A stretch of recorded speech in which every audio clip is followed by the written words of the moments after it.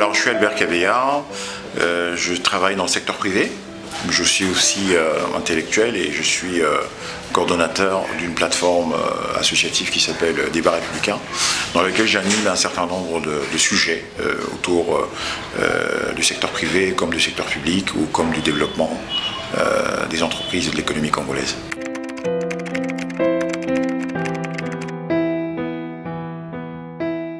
Alors l'indépendance économique, je pense que l'explication elle est universelle, de dire qu'on veut être économiquement indépendant en produisant ce que nous allons consommer et en consommant ce que nous allons produire, ce qui est tout à fait une insertion générique. Mais en tant que, si vous voulez, acteur du secteur privé, l'indépendance économique au sens absolu n'existe pas. Elle n'existe que dans les idées. Il y a une certaine interdépendance, mais une interdépendance dans laquelle nous avons une relation qui est une relation de gagnant-gagnant, dans laquelle tout le monde gagne, et fait qu'en fait les deux partenaires, ou les trois partenaires, ou les multiples partenaires qui travaillent ensemble sont capables de se retrouver dans des échanges économiques. Alors ça, c'est pour le secteur privé. Maintenant, quand on parle d'indépendance économique pour le pays en tant que tel, le pays a des choses à faire valoir au niveau international, il a des choses à faire valoir au niveau local, et la RDC en tant que telle, depuis 1960, on ne peut pas dire qu'on est dans une indépendance économique en tant que telle, parce qu'on n'a pas forcément la liberté d'entreprendre comme on le souhaite, et on ne consomme pas exactement tout ce qu'on produit, et on ne produit pas tout ce qu'on consomme. Donc on est encore loin de cette insertion. Mais on a beaucoup d'espoir de toute façon, que dans les années à venir, qu'on puisse arriver progressivement à cela. Mais il y a tout un chemin à faire.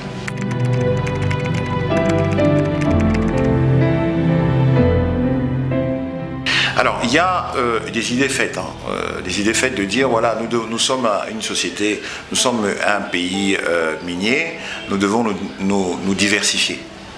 Bon, diversifier, c'est aller dans l'agriculture, aller dans d'autres secteurs qui puissent nous permettre de pouvoir consommer ce qu'on produit et produire ce qu'on consomme. Mais moi, je veux penser différemment. Je pense différemment. Je pense que nous sommes un pays minier. Nous allons toujours continuer à être un pays minier. Regardez aujourd'hui l'économie internationale, où elle va en termes de ressources d'énergie. Nous avons tout ce qui est demandé dans les batteries, nous avons tout ce qui est demandé dans les métaux rares pour les nouveaux appareils qu'on va envoyer sur la Lune, et ainsi de suite. Donc je pense que le pays minier que nous sommes va le rester encore pour des siècles et des siècles. Donc ce serait difficile de dire que voilà, on va fermer les yeux sur les mines, on va revenir à l'agriculture. Okay ? Je pense que nous devons profiter de cette dynamique minière et s'inscrire en fait avec des industries qui sont des industries en amont et en aval. Okay ? L'industrie minière a effectivement derrière beaucoup d'intrants en amont, ça veut dire en d'autres termes les entreprises congolaises qui peuvent travailler sur la sous-traitance pour les industries minières, donc en amont de l'industrie minière, et en aval de l'industrie minière. Donc une fois effectivement que les matières premières sont produites, il y a des problématiques de transformation, et on peut commencer effectivement derrière à avoir localement des petites industries qui font de la transformation locale, genre les câbles, les fibres, et ainsi de suite, dont on a besoin, et pour aller beaucoup plus loin avec le temps dans la spécialisation.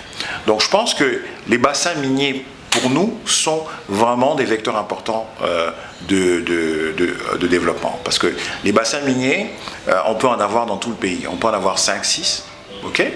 Et autour de ces bassins miniers, on compose effectivement des industries d'accompagnement des sociétés minières et de transformation. Au-delà de ça, autour de ces bassins miniers, on peut mettre en place des entreprises agricoles qui produisent en fait de la matière première agricole, en d'autres termes, et qui transforment la matière première agricole pour ceux qui travaillent autour de l'industrie minière, qui ont besoin de consommer. Okay ?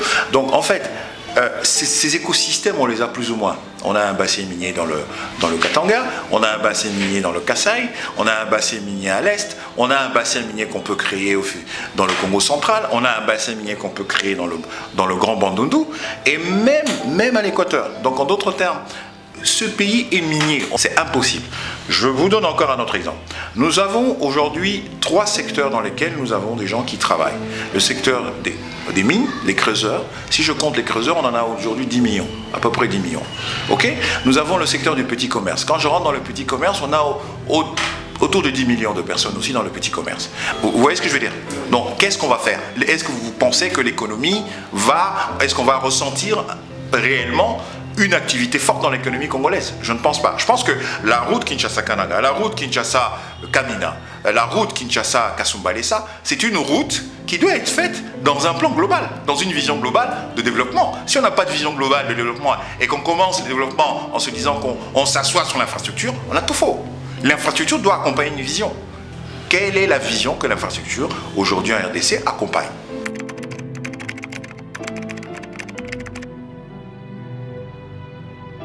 Le combat à mener au point de vue des universités, c'est le combat que nous avons en fait, c'est un combat éthique que nous avons à mener au niveau de notre pays. La corruption est partout. Nous avons des cerveaux corrompus, depuis l'école primaire jusqu'à l'université. Alors, comment voulez-vous que vous preniez l'université comme étant l'endroit sur lequel vous allez tirer les idées nécessaires au développement de tous, si nous leur apprenons depuis le bas âge à ne penser qu'à eux-mêmes? C'est problématique, ça. Je pense que ça doit s'accompagner. Ce sont les orientations politiques qu'on doit avoir sur l'université. C'est compliqué de parler de l'université aujourd'hui parce que l'université commence à produire des phénomènes qui sont des phénomènes que j'appelle de temps en temps divergents. Moi, aujourd'hui, quand un universitaire sort, qui a fait économie ou qui a fait gestion ou qui a fait... je ne sais pas quoi en faire en tant qu'entrepreneur. Je ne sais pas quoi en faire. C'est vraiment de la pierre brute. Donc nous devons repenser l'université autrement. Et maintenant, si vous me dites que c'est cette université-là qui doit penser notre développement, je pense que oui, on va avoir quelques petits soucis. Mais ça ne veut pas dire que l'université n'a rien. L'université a des penseurs. L'université a des personnes qui sont capables effectivement de rentrer dans des cercles de réflexion et nous apporter réellement de la valeur. Mais est-ce que les politiques que nous avons sont capables de les entendre? Parce que les politiques ressemblent aux étudiants.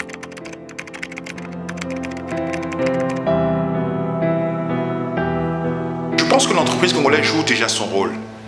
L'entreprise congolaise joue déjà son rôle. L'entreprise congolaise joue déjà son rôle en produisant localement, et en employant localement, et en gagnant ses revenus localement. Donc l'entreprise congolaise joue déjà son rôle. Maintenant, si l'entreprise congolaise ne se voit pas, c'est parce que nous avons ouvert le pays aux investisseurs étrangers. Nous pensons que notre développement peut passer que par les étrangers.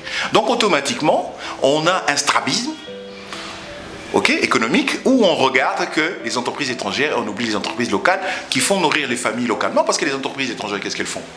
Elles nous transforment tout simplement en exportateurs nets de revenus.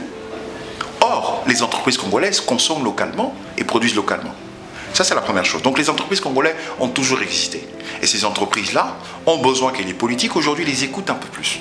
Ont besoin que les politiques aujourd'hui les aident un peu plus. Ont besoin que l'administration aujourd'hui ne passe pas son temps à tuer les entreprises congolaises. Vous comprenez? Donc nous avons un système aujourd'hui, le système économique que nous avons mis en place, le système de taxation que nous avons mis en place, le système administratif que nous avons mis en place, c'est un système qui est contre, d'une certaine manière, les entreprises locales, les entreprises congolaises. Nous avons monté en fait une administration qui est un monstre, qui passe son temps à nous tuer nous et à privilégier les entreprises qui viennent de l'étranger. Donc ça doit changer. Ce paradigme doit complètement changer. Ça, c'est la première chose. La deuxième chose, c'est quoi? La deuxième chose, c'est de penser que les entreprises congolaises aujourd'hui doivent avoir les portes ouvertes de l'État. L'État congolais est le premier investisseur et le premier consommateur. Si l'État congolais ne nous donne pas des marchés au niveau national, où voulez-vous qu'on puisse croître? Parce que si l'État est le premier investisseur et le premier consommateur, donc les entreprises congolaises se contentent des miettes. Les miettes que la population leur donne. Mais malgré qu'ils se contentent des miettes de cette population, l'État vient encore ponctionner. Donc, vous comprenez? Donc nous sommes véritablement des entreprises qui sont des entreprises congolaises, mais qui souffront de la vision politique que nous avons du développement local des entreprises locales.